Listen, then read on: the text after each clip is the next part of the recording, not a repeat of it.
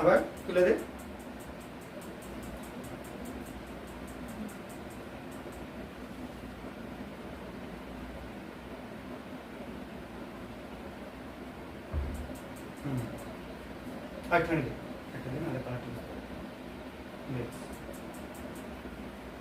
এই কালারটা এটা কি হয়ে যাচ্ছে, ইয়েলো হয়ে যাচ্ছে, লাইট ইয়েলো। এই দুটো কালার পাশাপাশি রাখলে এদের মধ্যে ডিফারেন্স সবাই বুঝতে পারবে। একটা রেড, একটা ইয়েলিশ। এই ইয়েলিশটা যেটা হচ্ছে সেটা হচ্ছে ক্ষারের জন্য, আর রেডটা যেটা হচ্ছে সেটা হচ্ছে অ্যাসিডের জন্য। এই দুটো রাখলাম। এবার একটু তুই সাইডে, ওকে একটু চলে আয়, অনুষ্কা চলে আয়।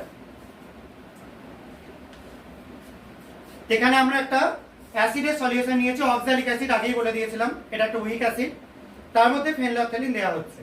ব্যাস, ফেনলফথ্যালিন কিন্তু অ্যাসিডে কোনো কালার চেঞ্জ করে না, সেই জন্য এটা কিন্তু যেমন ছিল অ্যাজ ইট ইজ সেরকম থেকে গেল, কোনো চেঞ্জ করলো না। রাখ। এবার পরেরটা স্ট্রং বেস ছিল NaOH সলিউশন, তার মধ্যে দেওয়া হচ্ছে